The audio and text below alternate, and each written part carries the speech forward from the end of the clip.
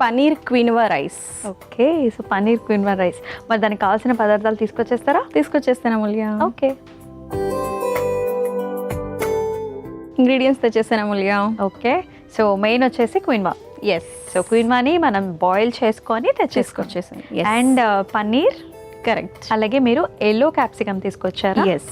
Okay, yellow capsicum, ఇంకా piece, ఇంకా నెయ్యి, ఇంకా మీరు మామూలుగా మనకి క్యారెట్స్ అండ్ ఆల్సో రైస్ చేస్తాం కాబట్టి వేరే వెజిటేబుల్స్ కూడా మనం యాడ్ చేస్తాం. ఫ్రైడ్ రైస్ లాగా ఇవన్నీ కూడా ఇంగ్రీడియంట్స్ ఉంటాయి. ఎస్. మరి ప్రాసెస్ స్టార్ట్ చేద్దామా? స్టార్ట్ చేసేద్దాము. స్టవ్ వెలిగించేయండి. ఓకే.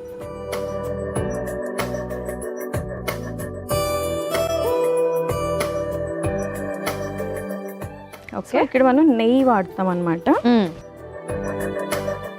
ఆయిల్కి బదులుగా నెయ్యి యూస్ చేస్తున్నాము. ఓకే, ఇది వచ్చేసి ఆవు నెయ్యి. ఆవు నెయ్యి. ఎస్.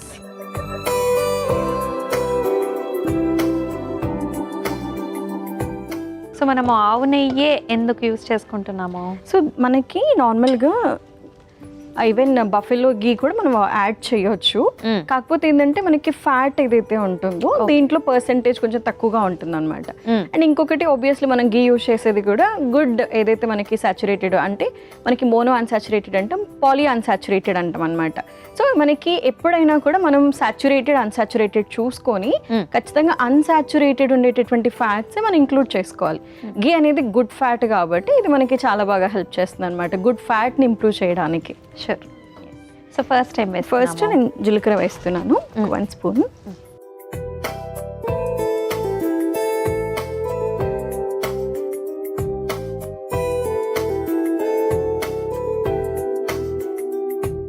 ఒక చిన్న cup onions and cluster beans అనమాట. ఇవి నేను చిన్నగా కట్ చేసి తీసుకొచ్చాను. Okay. So beans. Yes. And carrot ముక్కలు, ఇవి కూడా నేను చిన్నగా కట్ చేశాను. ఫ్రైడ్ రైస్కి ముఖ్యంగా మనకి చిన్నగా ఉంటే బాగుంటుంది. Correct.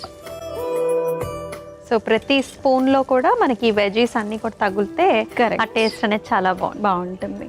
And pre menstrual syndrome గురించి మనం మాట్లాడుకుంటున్నాము. సో అంటే ఏంటి ఫస్ట్ థింగ్? సో మనకి నార్మల్గా పిఎంఎస్ అనే వర్డ్ ఎక్కువగా పీరియడ్స్ టైంలో యూస్ చేస్తూ ఉంటాం అనమాట. సో పీరియడ్స్ టైంలో ఉండేటటువంటి సిమ్టమ్స్ వేరు అండ్ పీరియడ్స్ ముందు వచ్చేటటువంటి సిమ్టమ్స్ వేరు. ఇట్స్ ప్రీ మెన్స్ట్రువల్ అంటే మెన్స్ట్రువల్ సైకిల్ స్టార్ట్ అవ్వక ముందు ఎప్పుడైతే మనకి సిమ్టమ్స్ అవన్నీ వస్తాయో ఇది మనకి ప్రీ మెన్స్ట్రువల్ సిండ్రోమ్ అనమాట. సో ఈ ప్రీ మెన్స్ట్రువల్ సిండ్రోమ్లో మోస్ట్లీ మనకి చూసుకుంటే మనం ఇందాక నిన్నటి ఎపిసోడ్ యాక్ని అని చెప్పి మాట్లాడుకున్నాం, రైట్? సో ఈ హార్మోనల్ యాక్ని అనేది ఎక్కువగా వచ్చే ఛాన్స్ ఉంటుంది. యాంగ్జైటీ ఉండడము, డిప్రెషన్ ఉండడము, అంటే ఎక్కువగా హార్మోన్స్ అనేది ఫ్లక్చువేట్ అయిపోతూ ఉంటాయి అనమాట. సో ఆ ఫ్లక్చువేషన్ వల్ల మనకి బాడీలో ఫిజికల్గా చేంజెస్ వస్తాయి, at the same time mentally కూడా మనం చాలా ఛాలెంజెస్ అనేవి మనం ఫేస్ చేయాల్సి ఉంటుంది అనమాట. సో స్పెషల్లీ చూసుకుంటే ప్రతిదానికి ఇరిటేట్ అవ్వడము, ఫ్రస్ట్రేట్ అవ్వడము, అండ్ ఆబ్వియస్లీ మనకి బాడీలో చేంజెస్ ఉంటాయి కాబట్టి వాటర్ రిటెన్షన్, బాడీలో ఎక్కువగా వాటర్ ఉండిపోవడము, వెయిట్ ఫ్లక్చువేషన్స్ అవుతూ ఉంటాయి అనమాట.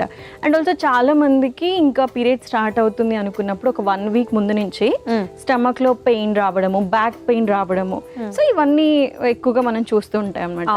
సో ఇవి మనకి ఉన్నాయి అని అనుకుంటే ఖచ్చితంగా ఒక 2 to 3 times మనం అబ్జర్వ్ చేయాలి మనకి పీరియడ్ ముందు ఏమైనా ఉంటుందా అని చెప్పి అని. ఇంకొకటి ఏంటంటే చాలా మందికి పీరియడ్స్ టైంలో ఉండే సిమ్టమ్స్ మనకి ఈ పిఎంఎస్ టైంలో కనిపించవు. పిఎంఎస్ ఉంది అని అంటే కనుక పీరియడ్స్ టైంలో సిమ్టమ్ అనేది పోతాయి అనమాట. ఒకవేళ అది అలాగే కంటిన్యూ అవుతుంది అని అంటే it's a different thing. But ఒకవేళ పిఎంఎస్ లో ఉండే సిమ్టమ్స్ పీరియడ్స్ మనకి స్టార్ట్ అయిపోయిన తర్వాత తగ్గిపోయాయి అని అనుకుంటే we consider it as a PMS. Okay. Okay, so next ఏం వేస్తున్నాం? ఇప్పుడు మనం దీంట్లో బఠానీ వేస్తున్నాము. ఓకే. సో ఇది వచ్చేసి మనకి ప్రోటీన్ కాబట్టి ఓకే, అండ్ టేస్ట్ కూడా మనకి ఎన్హాన్స్ అవుతుంది అన్నమాట, చాలా బాగుంటుంది. ఎస్. అండ్ ఇవి ఎల్లో క్యాప్సికమ్. ఓకే.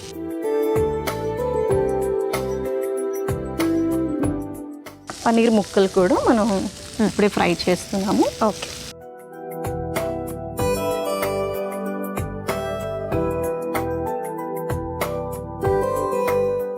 సాల్ట్,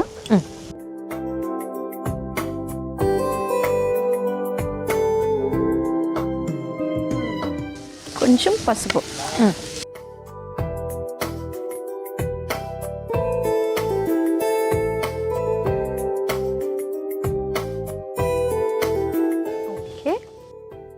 ఇంకొకటి మీరు చెప్పినట్టు ఇప్పుడు ప్రీనా పోస్టా అనేది మనం కన్క్లూడ్ చేసుకుంటారు కదా. Yes. సో ఈ ప్రీ సిమ్టమ్స్ అనేవి ఎలా ఉంటాయి? మనకి 2 phases ఉంటాయి అన్నమాట. ఒకటి వచ్చేసి మనకి ల్యూటియల్ ఫేజ్ అంటాము, నెక్స్ట్ ఫాలిక్యులర్ ఫేజ్ అంటాము. సో మనకి పీరియడ్స్ ఎండ్ అయిపోయిన తర్వాత నుంచి నెక్స్ట్ 15 days వచ్చేసి మనకి ల్యూటియల్ ఫేజ్ అంటాము. నెక్స్ట్ 15 days వచ్చేసి మనకి ఎగ్ రిలీజ్ అయ్యే టైం అనమాట. ఇట్స్ ఫాలిక్యులర్ ఫేజ్ అంటాం అనమాట. సో ఈ ల్యూటియల్ ఫేజ్ అనేది మనకి స్టాప్ అయిపోయిన తర్వాత, ఎప్పుడైతే ఫాలిక్యులర్ ఫేజ్ అనేది స్టార్ట్ అవుతుంది అనుకున్నప్పటి నుంచి ఈ సిమ్టమ్స్ అనేది మనకి స్టార్ట్ అవుతూ ఉంటాయి అనమాట. సో ఫస్ట్ వచ్చేసి నేను చెప్పినట్టుగా మూడ్ స్వింగ్స్ ఎక్కువగా ఉండడము, అండ్ నెక్స్ట్ చాలా మంది ఇబ్బంది పడేది cravings. Okay, that to sweet cravings ఎక్కువగా వస్తాయి అనమాట. సో అండ్ దట్ ఇంకోటి ఏంటి అని అంటే మనకి ఈ ఫ్రైడ్ ఏదైతే ఉంటాయో ఆ ఫ్రైడ్ ఫుడ్స్ తినాలి అనేటటువంటి ప్రాసెస్డ్ ఫుడ్ అట్లాంటివి కూడా క్రేవింగ్స్ ఎక్కువగా వస్తూ ఉంటాయి. సో చాలా మంది చూస్తే ఐస్ క్రీమ్ అని చెప్పి చాక్లెట్ అని చెప్పి ఎక్కువగా తింటూ ఉంటారు ఆ టైంలో. సో క్రేవింగ్ వల్ల వాళ్ళు తీసుకోవాల్సి వస్తే తర్వాత మళ్ళీ గిల్ట్ కూడా ఫీల్ అవుతూ ఉంటారు. సో నెక్స్ట్ వచ్చేసి మనకి ఈ బిహేవియరల్ చేంజ్ కూడా మనం గమనిస్తాము. అండ్ ఫేస్ మీద మనం చెప్పుకున్నట్టుగా పింపుల్స్ రావడము, యాక్నీ రావడము, బాడీ కూడా చాలా వీక్ గా అనిపించడము, అండ్ ఇంకోటి మెటబాలిజం అనేది కూడా కొంచెం తగ్గిపోతూ ఉంటుంది ఆ టైంలో. అండ్ ఫుడ్ కూడా ప్రాపర్ గా తినాలనిపించదు, అండ్ తినాలనుకున్నా కూడా క్రేవింగ్స్ వల్ల ఏదో ఒకటి మనం జంక్ ఫుడ్ అనేది ఎక్కువగా తీసుకుంటూ ఉంటాము. And back pain, stomach pain వల్ల కూడా వాళ్ళు ఎక్కువగా కూర్చోలేరు, అండ్ వాళ్ళ పనులు కూడా రెగ్యులర్ గా చేసుకునే పనులు కూడా ఏవి చేసుకోలేరు అనమాట. అండ్ ఇంకో కొంతమందిలో చూస్తే డైజెషన్ ఇష్యూస్ కూడా స్టార్ట్ అయిపోతాయి. లైక్ బ్లోటింగ్, నాజియా రావడము, వామిట్ సెన్సేషన్ ఉండడము, ఇట్లాంటివి కూడా మనం గమనిస్తూ ఉంటాం. సో ఒకసారి వెజెస్ చూసేద్దాం. ఎస్, యా, ప్రాపర్గా అయితే కుక్ అయిపోయింది ఏమన్నా.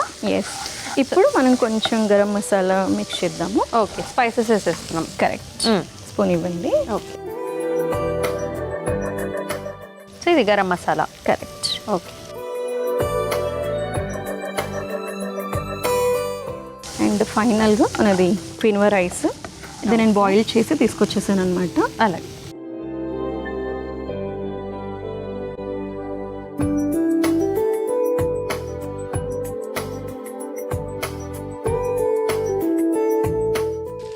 సేమ్నా చక్కగా మన రైస్ అయితే అయిపోయింది. ఫ్లేవర్స్ అంతా కూడా కిచెన్ మొత్తం నిండిపోయింది. కరెక్ట్. ఇంకేమైనా ఇంగ్రీడియంట్స్ ఉన్నాయా? సో ఒక్కసారి మనం మిక్స్ చేసేసుకొని సర్వ్ చేసేసిద్దాం. ఓకే,